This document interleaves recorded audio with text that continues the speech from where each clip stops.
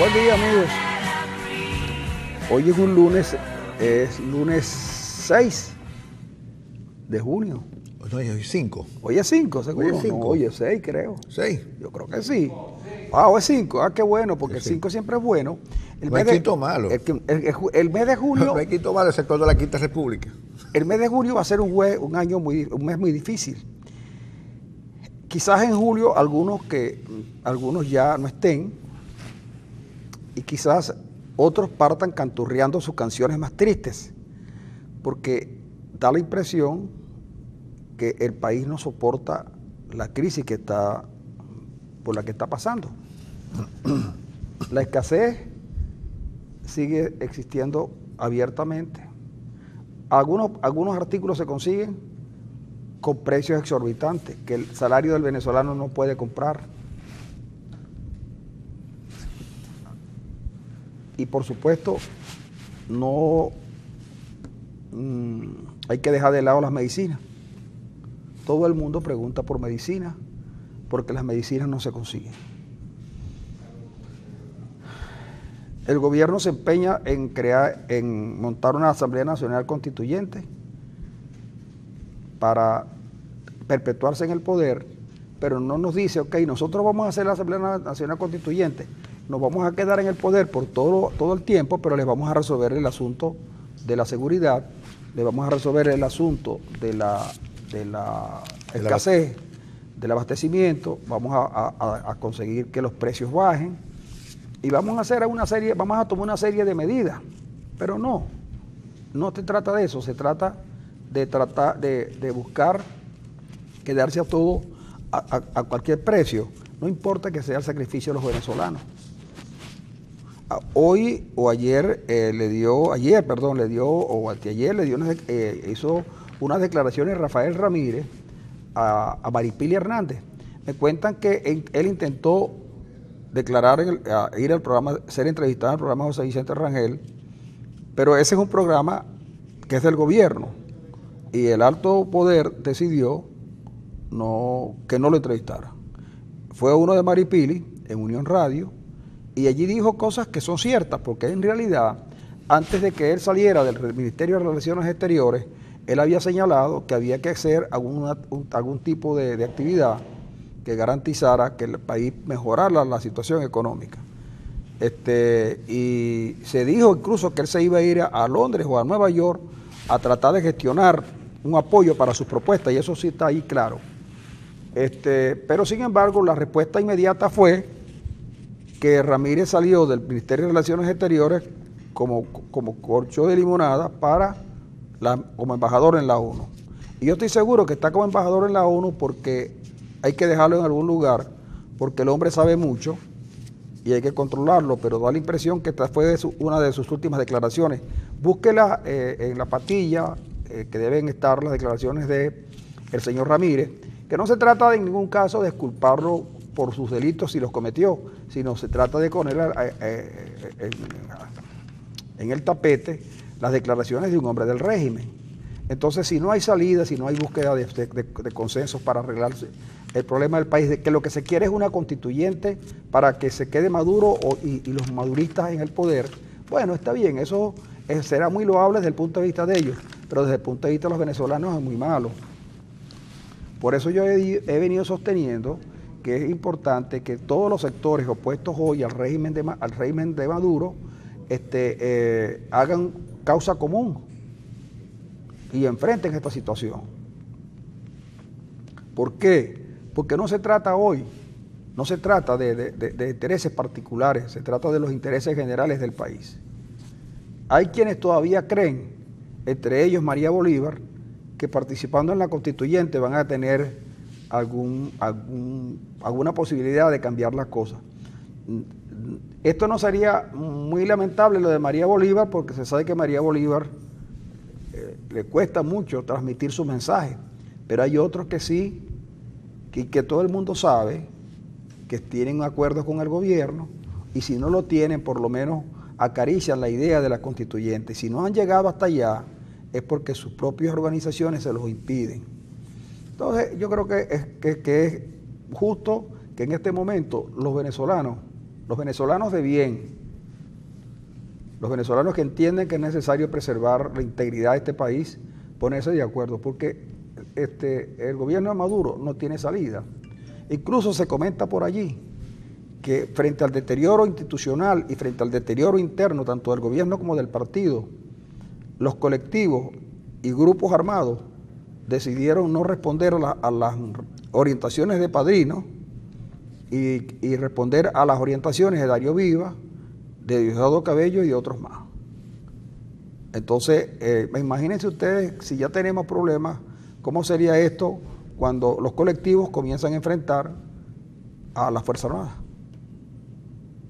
Bueno. No estoy diciendo nada que usted ya no sepa, solo le daba la concreción para iniciar esta conversación con Ender Arenas, que es un conocedor de la materia y al igual que yo, está muy preocupado por los destinos del país. Aquí hay una palabra, a estas alturas del partido, después de 64, 60 y tantos días de protesta callejera y de una cantidad similar de muertos, es decir, un muerto por día.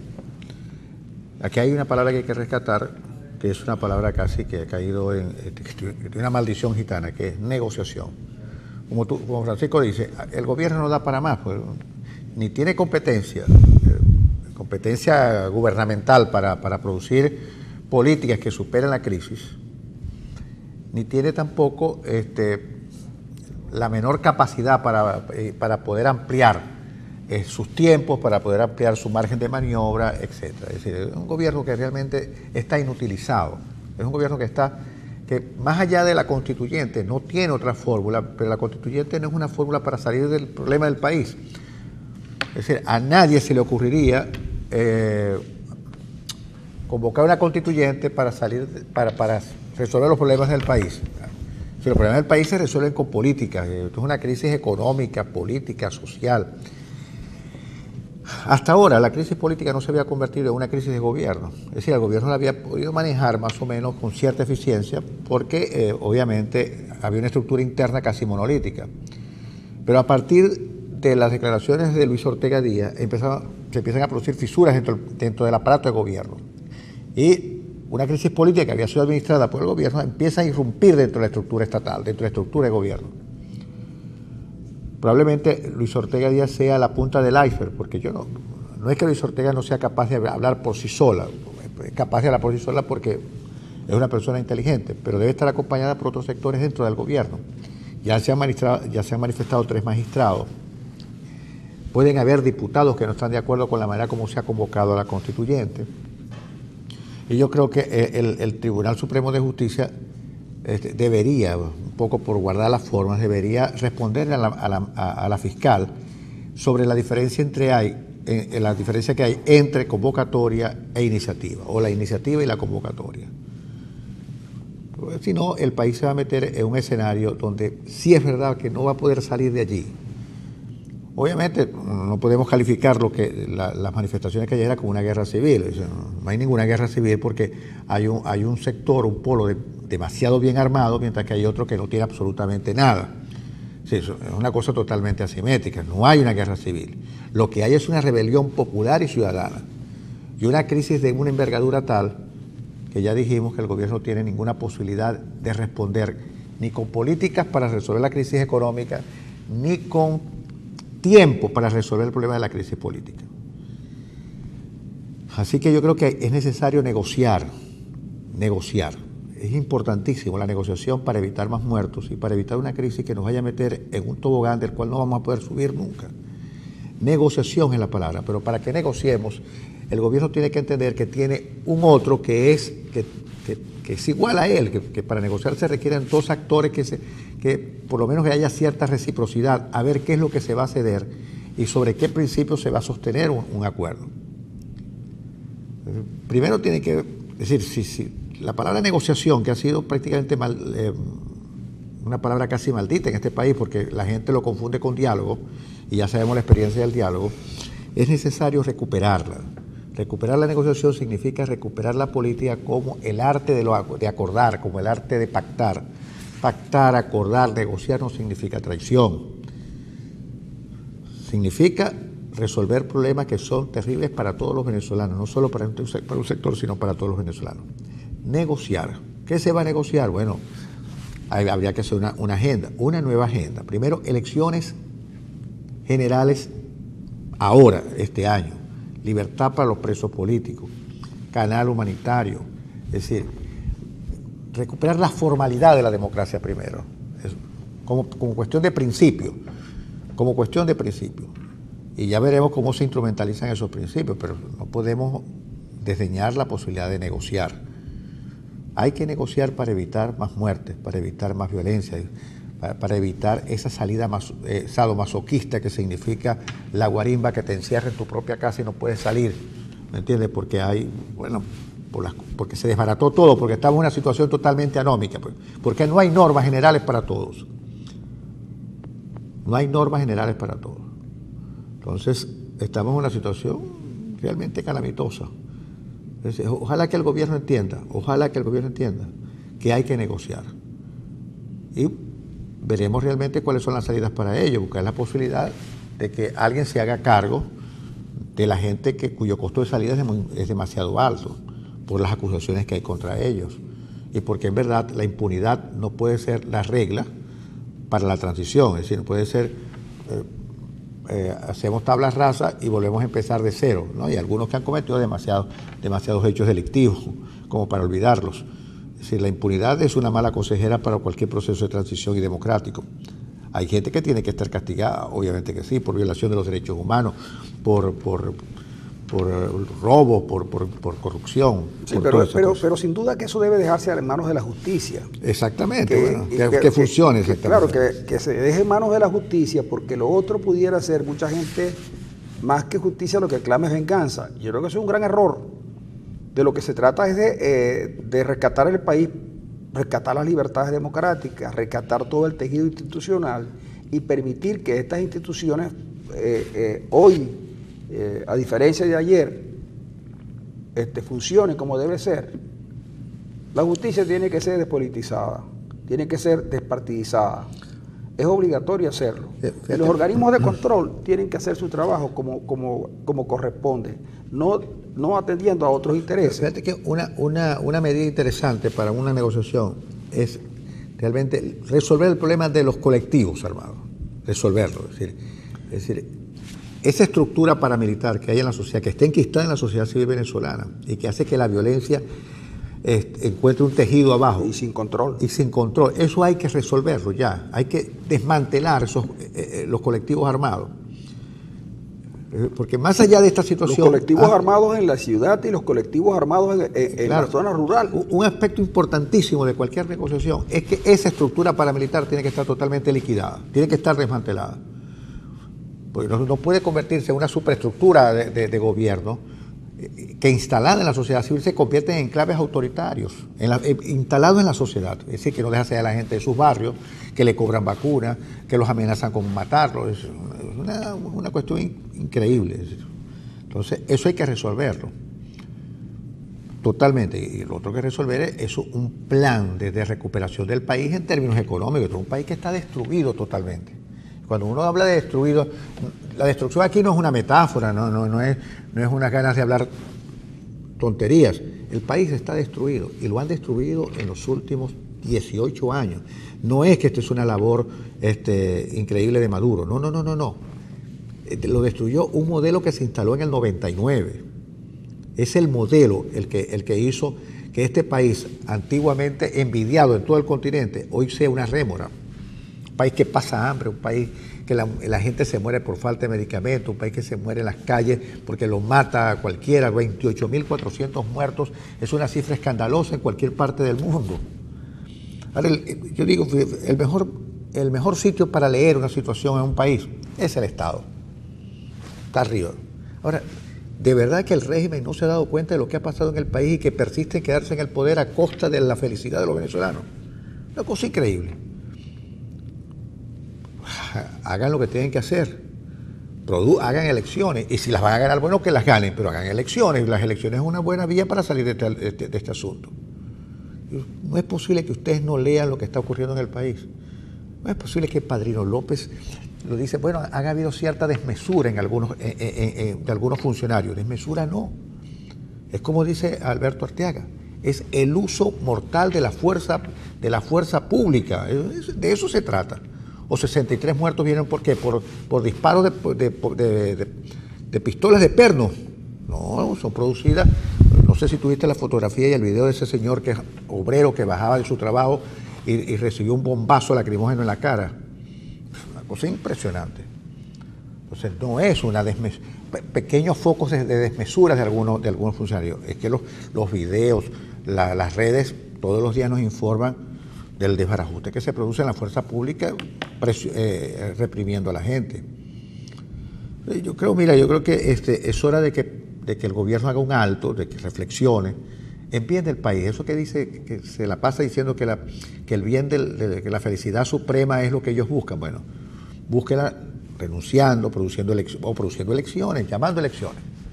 Sí, mira, el problema, Arena, con esta propuesta, con lo que tú dices, es que tú podrías llamar a elecciones en una sociedad donde las elecciones fuesen parte, digamos, fuera parte integral de la vida del venezolano. Sí, pero eso se interrumpió. Eso se interrumpió, y se interrumpió precisamente cuando los que llegaron al poder decidieron que la reelección podía ser indefinida.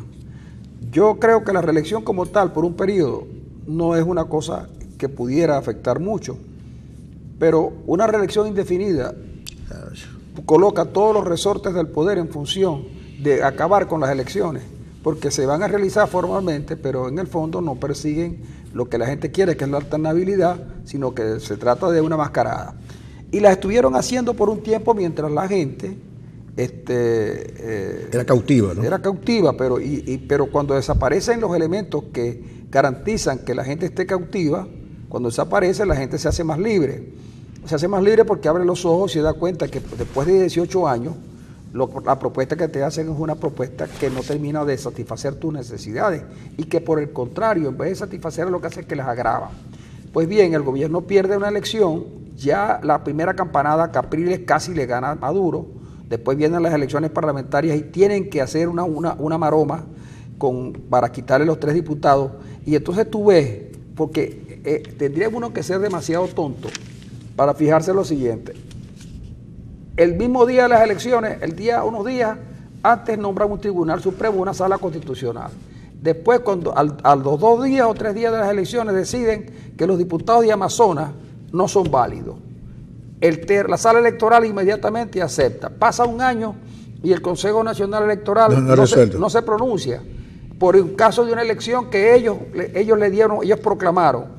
Pero resulta que pasaron un año para no hacer la cosa, pero en cuestión de minutos o de segundos o de horas resuelven que va a haber una constituyente y lo resuelven todo de una vez. Y además fijan una fecha, el 30 de julio. Y fijan fecha de una vez. De una vez la fijan. Cuando mucha gente todavía no se ha inscrito porque tienen inconvenientes.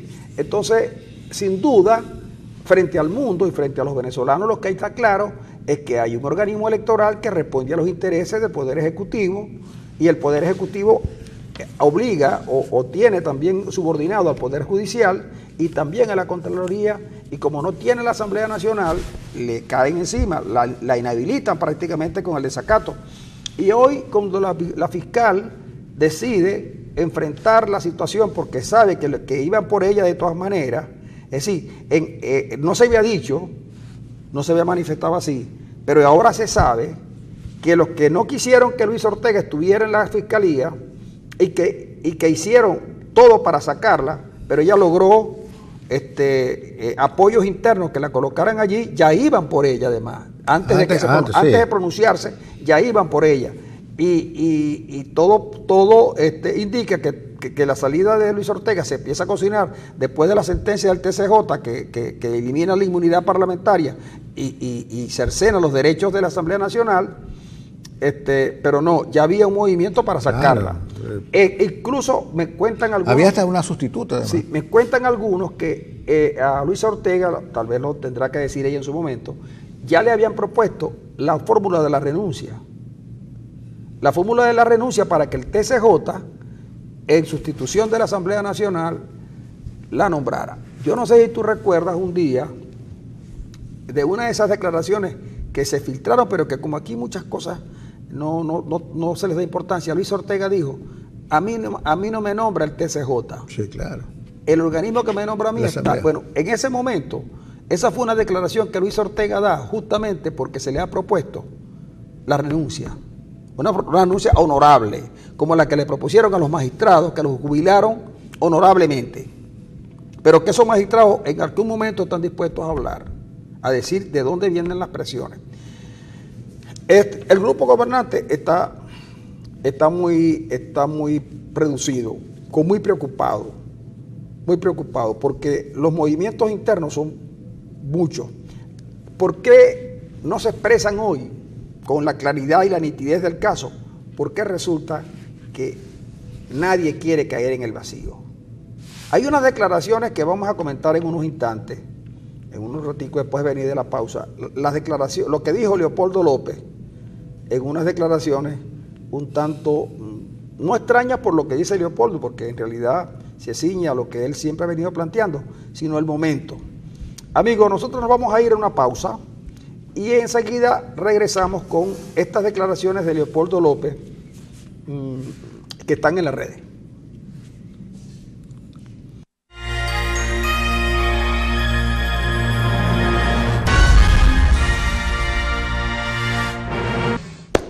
Amigos, ahí estuvimos viendo y oyendo a José Feliciano, que en su momento, pues en aquellos momentos de esa Venezuela, uno podía hasta despecharse. Uno podía despecharse y pedir que mozo, sírvame en la copa rota. Y de verdad que es complicado. Y te servían la copa rota. Y si tú le decías, no hay inconveniente, porque de lo que se trataba era de olvidar un amor. Yo creo que en Venezuela hay algunos que de hace rato están pidiendo una copa rota para olvidar un amor que los traicionó, ¿verdad? Porque hay que reconocer que cuando Chávez se acercó a nosotros los venezolanos, que no sabíamos quién era, y hubiera pasado como un militar más, seguramente hubiera llegado a general de brigada, porque ya él era teniente coronel. Pero Chávez irrumpió en nuestras vidas y a muchos les hizo soñar, al punto que en el febrero en los carnavales de cuando Chávez da el golpe de Estado, en esos carnavales muchos venezolanos colocaron a sus muchachitos vestidos como paracaidistas con la boina roja. Y más de uno se puso su boina roja. Y hay que reconocer que a algunas le quedaban bonitas. Pero bueno, pasaron los tiempos. Chávez de verdad no estaba preparado para gobernar, ni se rodeó de gente que lo ayudara. Y los que lo comenzaron a ayudar, Chávez lo sacó, quién sabe por indicaciones de quién. Y ese quiebre de 2002 fue un quiebre terrible. Pues bien, hoy de Chávez queda poco. Lo único que queda de Chávez es la Constitución y Maduro la quiere acabar. Y lo mejor de todo es que la quiere acabar en nombre de Chávez. Sí. Fíjate que han desaparecido las alusiones a Chávez, los ojos de Chávez. Sí, mira, hay toda una simbología que empieza a desaparecer. Y me cuentan así, cosas que a veces uno las oye y las comenta, como en esta mesa. No habrá café, pero hay rumores. Y agua. Me cuentan que quienes han mandado a tumbar las estatuas y los bustos de Chávez son la gente de Maduro, que quieren borrar cualquier vestigio de Chávez.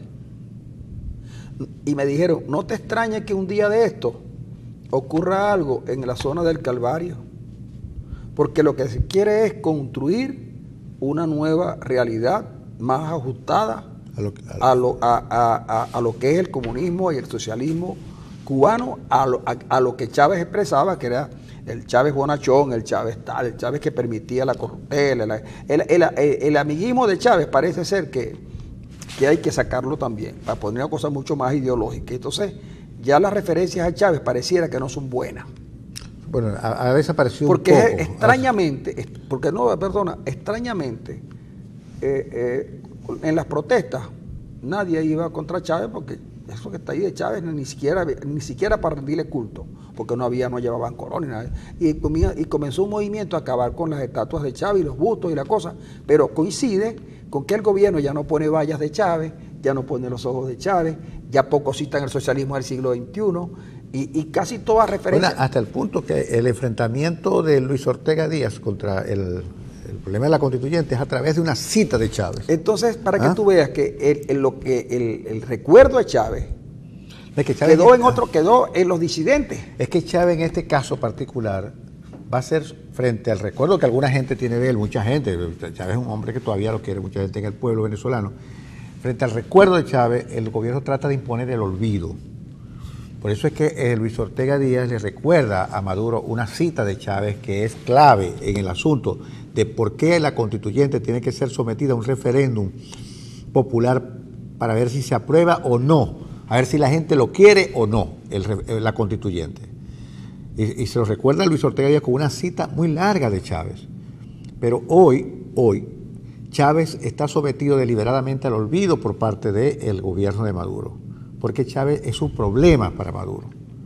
En este momento Chávez no es responsable de lo que Chávez es responsable o corresponsable de lo que nos está pasando, pero hoy Chávez es un problema para Maduro porque a pesar de todo, de su impronta autoritaria, Chávez sometió permanentemente sus cuestiones al referéndum o a que la gente lo aprobara o no lo aprobara. Y de hecho, ellos se ufanaban que habían ganado 17, 16, 15, 20 elecciones, precisamente porque Chávez sometía todo a la referencia popular. ¿Sabes qué? Fíjate tú, para que tú veas, que la última elección que ganó Chávez fue la elección de Maduro. Sí, claro, fue la que Maduro concluyó. La que Maduro terminó siendo candidato, pero esa es la última elección de Chávez porque Chávez lo designó prácticamente. De allá en adelante Maduro no ha ganado nada. Maduro es un derrotado. Solamente tiene mayor averaje en derrota Diosdado Cabello que Maduro. Porque Diosdado Cabello fue derrotado internamente. Fue derrotado en la gobernación de Miranda. Fue derrotado en Monaga. Diosdado Cabello es, digamos, un derrotado. Es que yo tengo una cosa. Yo no sé cómo lidiarlo. Yo no sé cómo lidiar. Con todo el respeto que merece, uno no está diciendo, pero Diosdado es un hombre muy odiado en Venezuela. Muy odiado. No, pero es que es derrotado también. Claro, porque la derrota es una consecuencia del odio que le tienen propios extraños. Pero lo derrotan en Miranda. Lo derrotan primero internamente en el partido. ¿Te acuerdas que llegó en el partido? Claro, que además lo tuvo Chávez lo recuperó. Rescatarlo Chávez. Y después viene y es candidato, gana en la Asamblea Nacional porque eran ellos que habían ganado la cosa. Pero resulta que luego va candidato en Monagas y pierde. Le gana el Pollo Carvajal. Claro, y esa derrota es más grave todavía, porque un hombre que juega gallo, derrotado por un pollo, eso no se ve bien. Y luego en la Asamblea Nacional vuelven a derrotar a Maduro. Entonces Maduro tiene miedo. Mira, aquí hay dos tipos que tienen miedo, Maduro y Aristóbulo, porque Aristóbulo cuando le dicen Antonio Ledesma, se pone blanco. Aristóbulo Isturi le dio una paliza. Carlos Ortega fue el primero que vapuleó a Aristóbulo.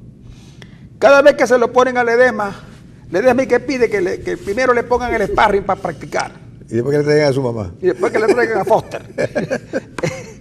Pero Maduro tiene miedo de una elección, porque es que a Maduro, imagínate tú que Maduro se vaya del gobierno con una paliza que le van a dar en las elecciones regionales, municipales, incluso en las presidenciales.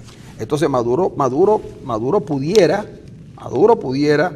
estar trabajando la constituyente para dejarle el poder a otro, para irse más o menos tranquilo. Aunque te digo que el que tiene menos inconvenientes fuera, probablemente sea Maduro. Sí. Mira, hoy vimos las declaraciones de Leopoldo López, que lo visitó Zapatero. Dice que también lo visitaron Delcy Eloína y Jorge Rodríguez. Extrañamente, un tipo que lo castigaron por nada, porque no se sabía, le permiten, que incluso hubo necesidad de pedir fe de vida, no sé, le permiten hacer unas declaraciones, grabarlas y ponerlas en la calle. Nosotros las tenemos allí. Amigos de este programa Roja y Arena, que pronto se van a quedar sin nosotros. Quiero expresar mi más profundo reconocimiento y admiración a los cientos de miles de venezolanos que han salido a las calles a protestar legítima, pacífica y constitucionalmente por la democracia y la libertad de nuestro pueblo. A los jóvenes venezolanos quiero darle mi reconocimiento. Ustedes están en la vanguardia de esta lucha. A los que salen con sus escudos, a los que auxilian con sus conocimientos de medicina, a los que están defendiendo las marchas pacíficas, mi profundo reconocimiento. Quiero expresar mis condolencias a los familiares de aquellas personas que han sido brutalmente asesinadas por la represión. La rebelión, la resistencia y la protesta son legítimas. Hay dos razones que la legitiman. Históricamente ha sido así. Primero, enfrentar a un gobierno déspota, tiránico, que humilla a sus ciudadanos. Y segundo, cuando un gobierno no tiene la capacidad para darle respuesta a los problemas de los ciudadanos. Hoy esas dos condiciones se cumplen en Venezuela. El despotismo, la tiranía, la represión, el abuso de poder y por otra parte la escasez, la inflación, la inseguridad, el deterioro de todos los servicios públicos, el colapso general de Venezuela justifican ambas razones que hoy el pueblo esté en las calles pidiendo libertad. A toda Venezuela, mi invitación es a que continúen en las calles, con firmeza, con determinación, siempre pacífico, pero permanente. Una lucha que no puede cesar hasta que logremos la victoria.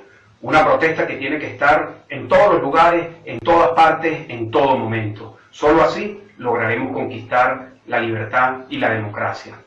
Hoy más que nunca está planteada una lucha crítica. Estamos en un momento histórico de nuestro país. Yo estoy seguro que vamos a salir airosos, vamos a salir victoriosos, pero sobre todo quiero decirle a todos los venezolanos nuestro más profundo compromiso con que lo que va a venir después del cambio es una Venezuela libre, democrática, en donde todos los derechos sean para todas las personas, en donde no haya exclusión, en donde podamos superar la pobreza, en donde el Estado haga lo que le corresponde y deje de hacer lo que no le corresponde, en donde exista pluralidad, en donde se puedan escuchar todas las voces, en donde los venezolanos de todas las edades puedan tener oportunidades y sobre todo donde los jóvenes puedan proyectarse hacia un mejor futuro. No le tengamos miedo al futuro, tengamos la certeza de que estamos del lado correcto de la historia, tengamos la certeza de que estamos avanzando en el camino que hoy corresponde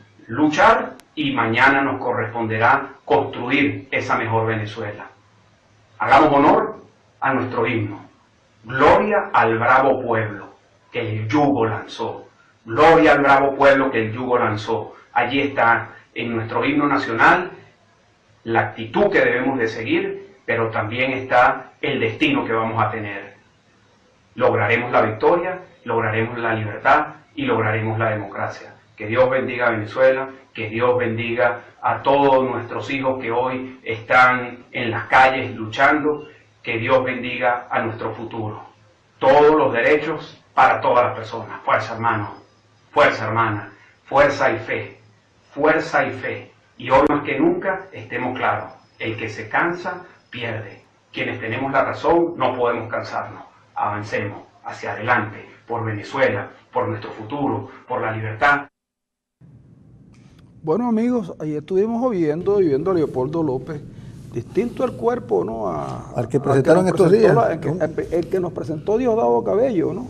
Se parecía al de Tare Huila. Yo creo que fue con un error que fue ahí, en el montaje pusieron el cuerpo de Tare Huila, sí. Pero además de eso, fíjate lo siguiente, Zapatero estuvo en Ramo Verde hablando con el llamado monstruo de Ramo Verde. Fíjate tú que los monstruos también hablan, ¿no? Hablan y hablan bien, ¿no? Y hablan bien, y entonces resulta que de las que Zapatero, ¿a qué fue Zapatero?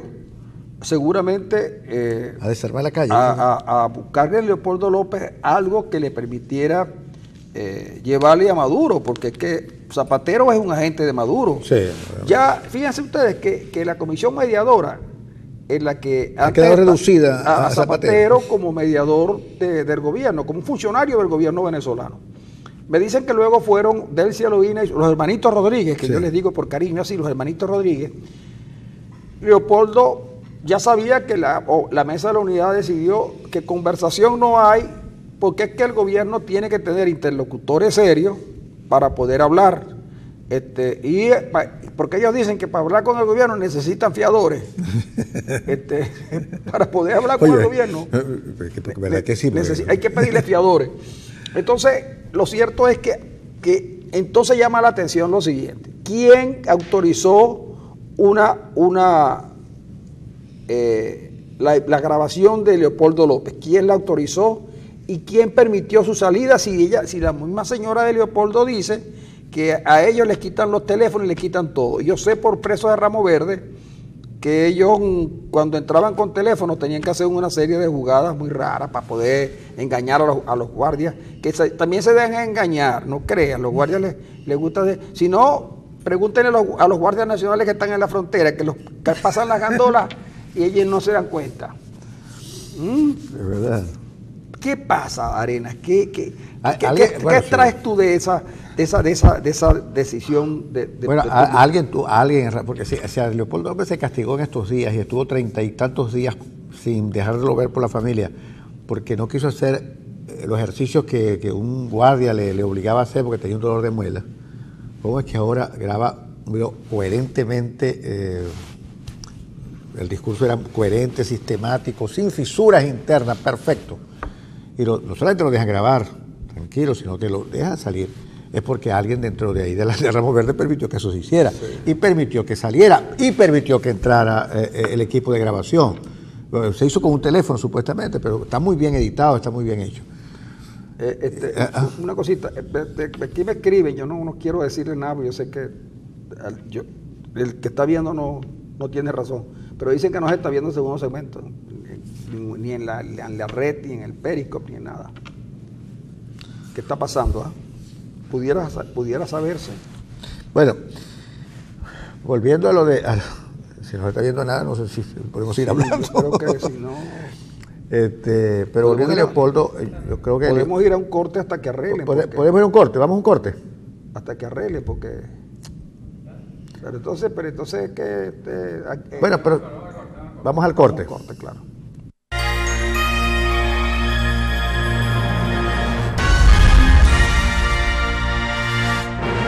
Resueltos los problemas técnicos que tenemos, porque eso es el pan nuestro de cada día. Venezuela ha ido perdiendo calidad en casi todo. Nosotros éramos un país que teníamos excelentes líneas aéreas, teníamos buenos aeropuertos, teníamos unas comunicaciones de primera.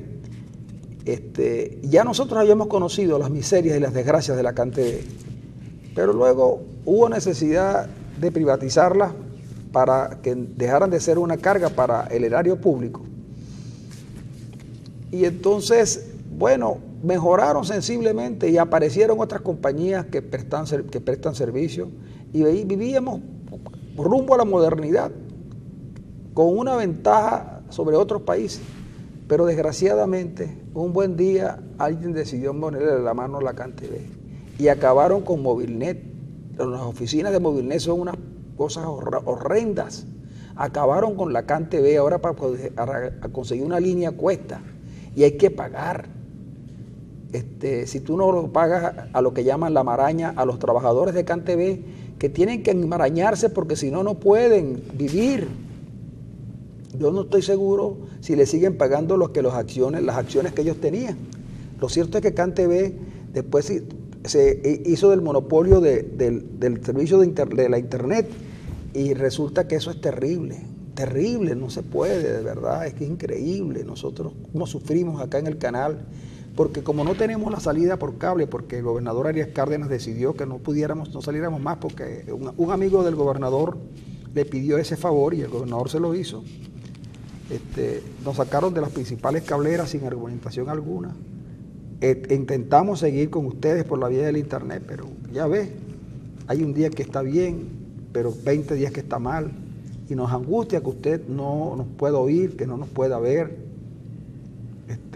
Y de verdad que un momento agradable se convierte en una angustia, porque por mucho esfuerzo que hacemos, bueno, se cae, la gente nos dice que nos está viendo y se cae, y entonces cuando no se cae, entonces el sonido, y total que qué desgracia muchos se van de Venezuela y algunos que los critican, ¿no? Pero yo creo que el que se va de Venezuela tiene razones justificadas para irse. ¿Usted ve que es lo mismo? Sí, tiene muchas razones justificadas porque para irse. Porque es verdad que la calidad de vida del venezolano... Bueno, chico, porque se muere mira, Arena, en estos días hay una persona que necesita, es insulinodependiente y no consigue la insulina, y la que consigue es a un precio tan elevado. Me dijo que eran cinco cositas que utilizan para la cuestión esa, que no sé cómo esto tiene un nombre, y se las venden en 180.000 bolívares. Pero la persona, Arenas, no tiene porque es pensionado. Sí. Entonces, ¿qué está haciendo la gente? Increíble. Me dijo, mira, lo que estoy haciendo es dejando de comer y administrándome la dosis, bajando la dosis para ver si puedo durar un tiempito más. Ayer, cuando fui a ver unos amigos que tienen una carnicería,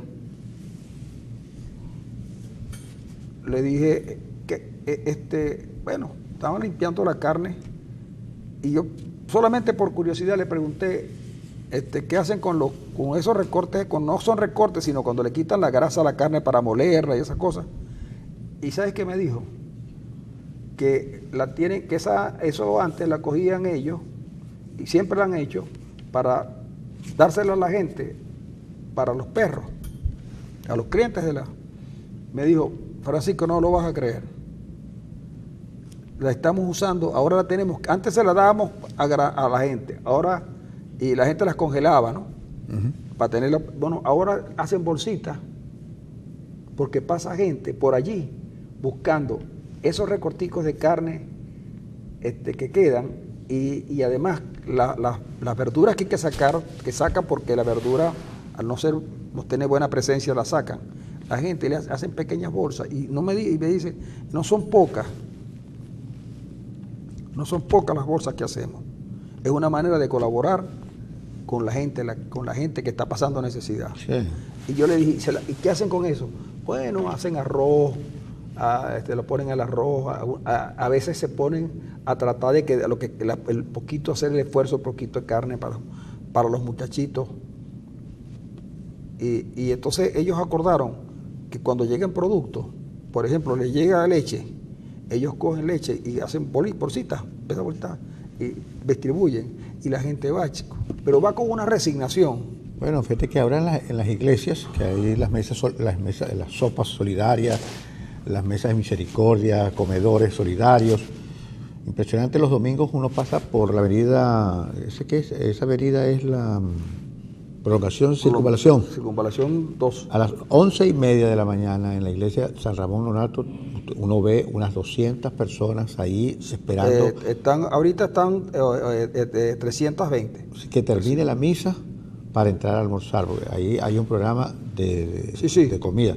Igual que al lado nuestro, en la Padre Claret, hay la mesa de la misericordia. Por cierto que uno de los colaboradores con la ayuda para la comida de la iglesia San Onofre es uno de nuestros patrocinantes en la radio, Reina Car.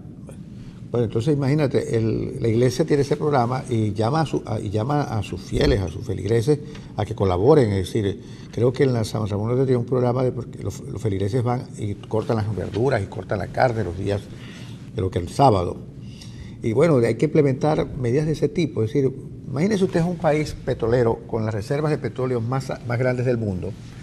Un país que tiene 11 millones de onzas de oro, que parece que se le han sido otorgadas a una empresa, no sé si rusa, canadiense o china. 11 millones de onzas de oro. Un país que tiene, ¿cómo se llama el oro azul?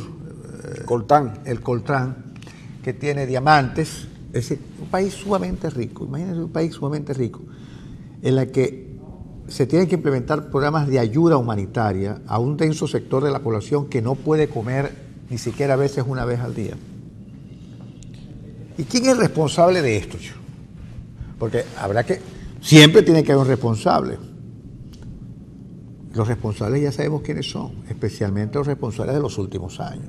Esos responsables tenemos que pedirles rendición de cuentas, porque no es justo que un país tan rico como este, que tiene todas las posibilidades del mundo para ser un país próspero, donde hay un desarrollo, donde hay paz, donde hay armonía, y sobre todo donde no hay, diferencias ni exclusiones, resulta que hoy es uno de los países más desgraciados del planeta.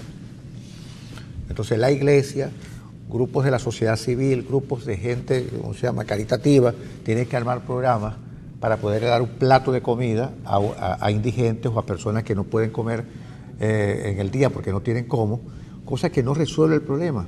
Porque está bien que yo dé un plato de comida en el día, pero resulta que la gente come 3 veces al día y come 7 veces al día. Debería, ¿no? 3 veces al día, 7 veces a la semana. Durante 7 días. Bueno, fíjense. Entonces, tenemos un gobierno inoperante, incapaz, ineficiente, corrupto, que no resuelve ningún problema y además quiere quedarse para siempre en el poder. Sí, chico, lo malo de eso es que antes teníamos los venezolanos la opción de escoger el gobernante que tú querías. Pa. Ahora no. Y la única manera de saber si los venezolanos quieren a este gobierno es una elección, pero el gobierno no lo quiere hacer. No quiere hacer una elección porque seguramente tienen temores de ganarla y no van a saber qué hacer, porque también es que puede ser que el gobierno de Maduro no quiera hacer elecciones, no tanto porque las vaya a perder, puede ser que las vaya a ganar, pero si las gana no saben qué hacer. Ese es el otro problema. Sí, Maduro dijo una cosa como esta: vamos a la pausa. Cuando veo que nos amenaza con una cosa rara ahí. No, porque yo vi lo que tenía ahí, y se la mostraste a Arena. Yo me asusté. Maduro dijo constituyente o guerra. ¿Cómo que constituyente? Pero entonces, o sea, que si no aceptamos la constituyente nos van a hacer la guerra. ¿Ah? Hacen la guerra. Pero entonces resulta que Maduro es el de la guerra, Maduro es el de la guerra económica. Maduro es como Tolstoy, el de la guerra y el de la paz. No, es que la guerra, aquí la gente dice, aquí hay guerra civil. No, la guerra civil se da entre dos grupos armados, quizás uno mejor armado que otro. Pero con dos grupos armados. Quizá uno con menos gente, pero son dos grupos armados que se enfrentan en una guerra civil. No es que unos tipos con unos escudos de madera, los escuderos se llaman, con una cara tapada y lo que hacen es devolverle la bomba lacrimógena, que estamos en presencia de una guerra. Pero Maduro dice o constituyente, o aceptan la constituyente o les declaro la guerra. Entonces, pero si hace tiempo que le declaraste la guerra a los venezolanos, si es que lo que no se sabe es que el verdadero líder de la guerra económica es Maduro, si se lo acaba de decir Rafael Ramírez. Le dijo, no se tomaron las decisiones económicas a tiempo cuando debían haberlas tomado, justamente porque Maduro es el gran adalid de la guerra económica.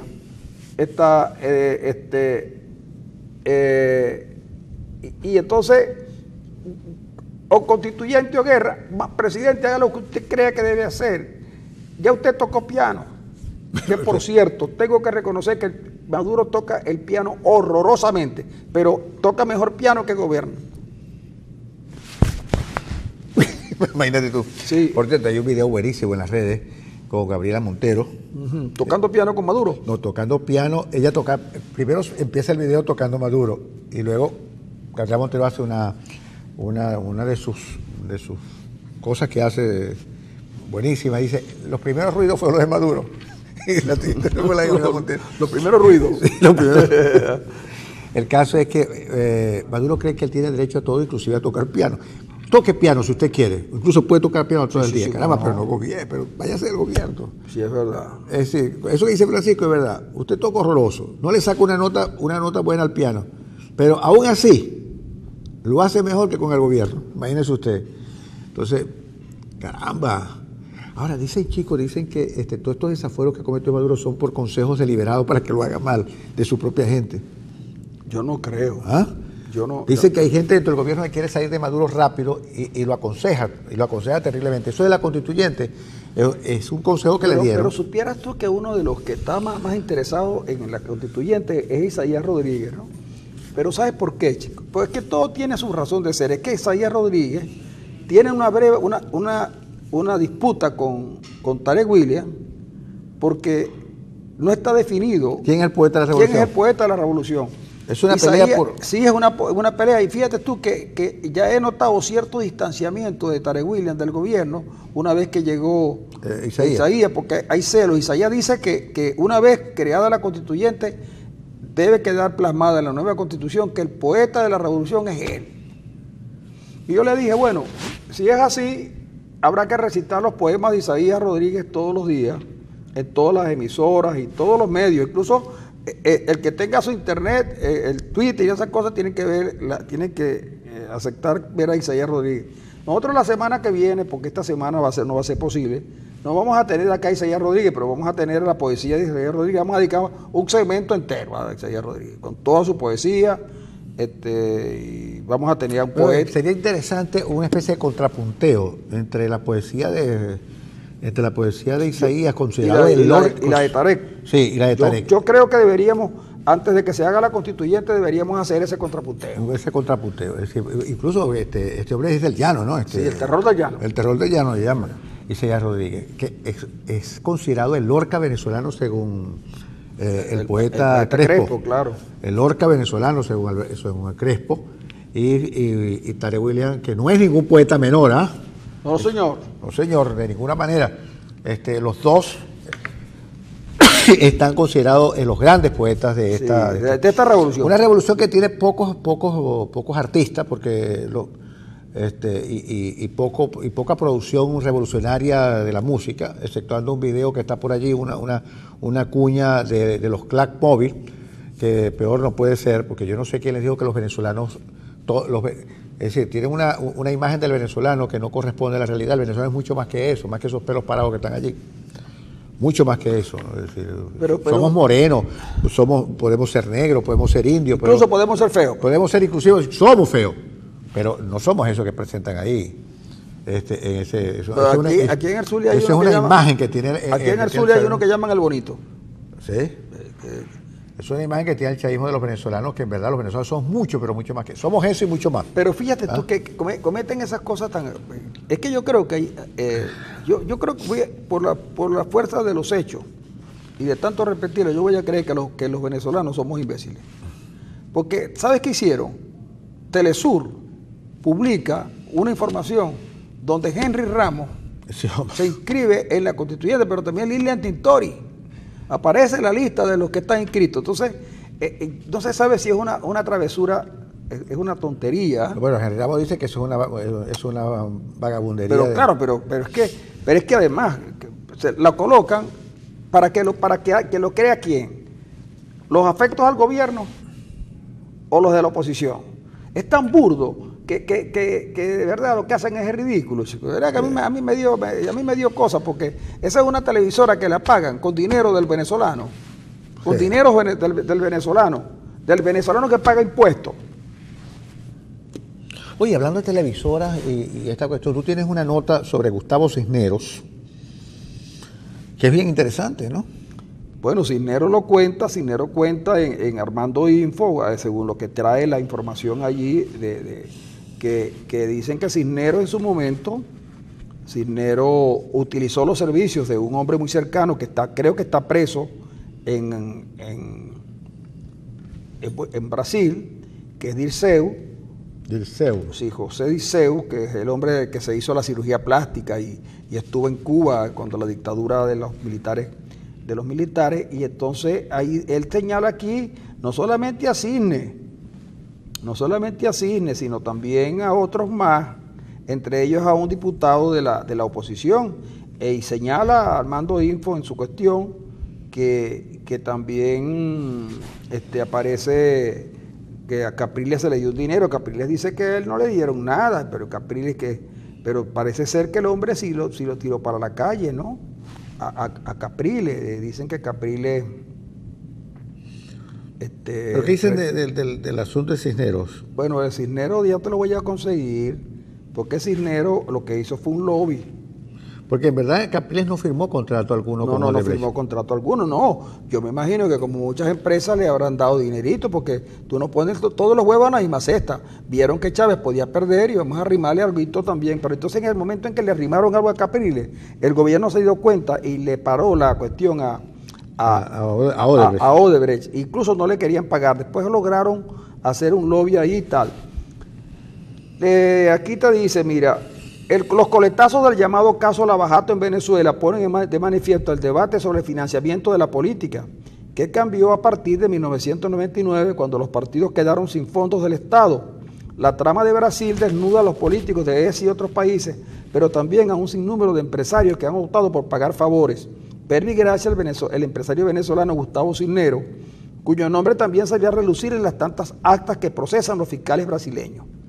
Cisneros contrató al lobby del exministro de Lula y dirigente del Partido de los Trabajadores de Brasil, José Dirceu, para que intercediera ante el presidente Hugo Chávez y lograra renovar la concesión del canal Venevisión.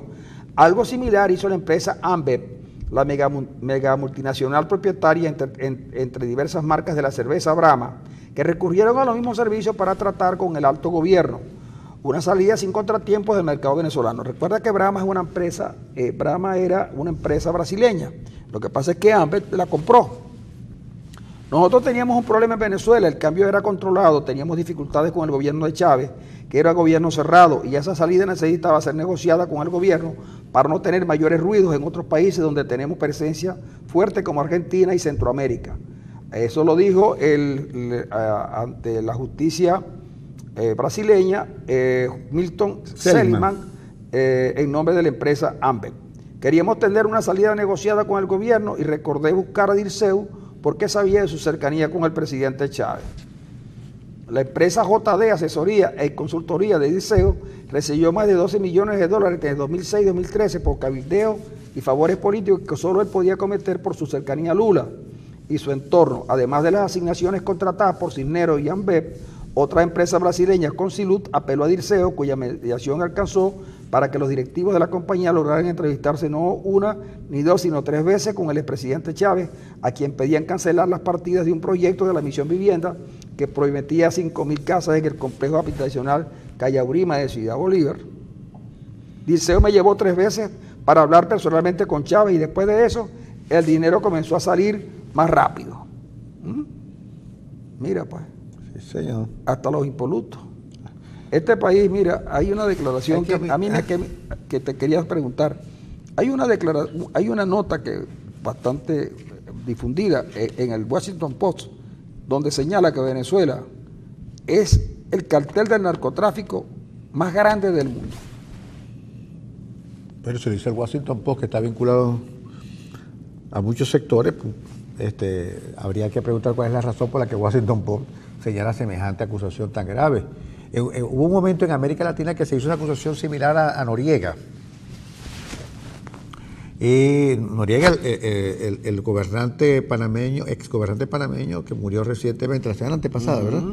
Que murió de un cáncer en el cerebro y que, bueno, es uno de los pocos dictadores que ha sufrido en carne propia lo que realmente le hizo a otros. Porque otros de verdad, otros han muerto de viejos, cansados de gobernar, cansados de torturar a su gente, han muerto de viejos en una cama. Cualquiera que repase la historia de América Latina se da cuenta que son muy pocos los que pagan en vida lo que hicieron cuando fueron gobernantes. Bueno, Noriega fue uno de los que pagó en vida lo que hizo cuando era gobernante. Y esa una acusación similar a la que hace hoy el Washington Post se hizo de Noriega en su momento, que se le acusó de narcotraficante, de lavaba dinero, corrupción, violador de los derechos humanos, es decir, de una cantidad de cosas que, quitando lo que hay que quitar, bien pudieran aplicarse a la Venezuela hoy en día. Y si lo dice el Washington Post es para coger palco también. Pero lo que me llama la atención es precisamente que el gobierno venezolano no haya respondido. No haya dado una respuesta. No haya dado una respuesta que yo creo que debían de haberla dado, porque ellos han respondido cosas mucho más tontas. Mucho más tontas. E incluso podían usar los servicios del New York Times, que es el que ellos utilizan para la cuestión. Sí. Y no lo han hecho. Por cierto que tú decías hace unos instantes que habían suspendido la fecha de sentencia de los sobrinos. De los sobrinos de la pareja presidencial. Está en la patilla, ciertamente. Dice que hay una nueva fecha porque el juez aceptó la petición de la defensa para prorrogar la fecha de la sentencia. Yo no sé. Seguramente porque tienen ahí puede pasar lo siguiente, que tengan nuevos elementos de juicio para incorporarle al juez. Y ese no es un caso cerrado, Francisco. ¿Ah? Y eso no es un caso cerrado. Ese es un caso cerrado, pero tú sabes que el juez es el que dicta la sentencia. Entonces, pudiera haber algunos atenuantes para que la sentencia que se vaya a dictar sea menor. ¿Cómo? O que incorporarle al juicio, porque yo supongo que va a haber una apelación. ¿De acuerdo? Lo que pasa es que también la oficina del fiscal de Nueva York tiene nuevos elementos de convicción que colocan a estos jóvenes no como unos imbéciles, no como unos novatos, sino como gente que tenía bastante dominio del negocio del tráfico de drogas. Entonces, pudiera ser también que los jóvenes, que los señores estos que están presos en Nueva York, estén tratando de buscar algún arreglo. Ese arreglo pasa por una reducción de pena, porque ya debe haberse colado a nivel de la defensa y de la Fiscalía de Nueva York, más o menos la condena, el tiempo de condena. Sí. Y eso pudiera, porque el delito, parece que ese tipo de delito va de 10 a cadena perpetua. Yo no creo que sea para cadena perpetua, pero a Carlos Leder, traficante colombiano, pues le metieron 65 años. Y como quiera que no está en presencia de un funcionario que logró utilizar los recursos del Estado para el tráfico de drogas, sino que incluso, según lo que dice el tribunal y el jurado acogió como tal, de que usaban instalaciones de la República para sacar aviones y cosas de esas, a lo mejor los hombres van a contar historias que muchos quieren que no cuenten. Y de allí que el Washington Post, que probablemente tenga información privilegiada sobre el caso, por eso se haya atrevido a decirlo. Recuerda que por una declaración que hizo el periódico ABC de Madrid y que fue rebotada aquí en Venezuela por tal cual el Nacional y la Patilla, Diosdado Cabello demandó a la Patilla, pero dicen los abogados que la embajada venezolana en España no permitió que la gente de la Patilla pudiera evacuar las pruebas que le daban a ellos la explicación para poder justificarse frente a Cabello. Lo cierto es que le acaban de colocar nada más y nada menos que 1.000 millones de bolívares. A la Patilla. A la Patilla. Y seguramente Cabello se puede convertir, por la vía de los hechos, en el editor más importante del país, porque en sus manos quedaría el Nacional, quedaría tal cual. Quedaría el Universal, y lo más seguro, no, pero es que estos casos, porque son de ellos, los que se los van a adjudicar. Y Diosdado Cabello seguramente con sus contactos conseguiría papel, que es el que tiene con problemas a tal cual, y podría conseguirle anunciantes del gobierno nacional y los reflotaría. Es decir, que tampoco la cosa es tan mala, ¿no? ¿Se cree? ¿Ah? Sí, el juez Croti otorgó la nueva prórroga, lo que indica que habrá un retraso en el calendario procesal previsto para el caso. Hasta el cierre de esta nota no se había dado a conocer la posible nueva fecha para la lectura de la sentencia de Campos Flores y Flores de Freitas. Ellos fueron condenados el 18 de noviembre del año pasado. Mira, y ganó el PRI otra vez en Ciudad México, apretado, pero ganó el PRI. Apretado, sí. Sí, pero ganó. Sí, señor. Y además de eso, chicos, murió Juan Bautizolo. Murió Juan Bautizolo a los 85 años. Ganó el Real Madrid a la Juventus, sí, a pesar de que los italianos venezolanos, pues. Iban así, señor. Y además Venezuela le ganó a Estados Unidos y pasó por primera vez en la historia de las semifinales de fútbol. Sí, señor, del Mundial Sub-20. Yo creo que Venezuela debería tener un equipo formado por los Sub-20 y 2 mujeres. La señorita Castellanos y otra mujer. Y Juan Arango. No, Juan Arango ya está. Bueno.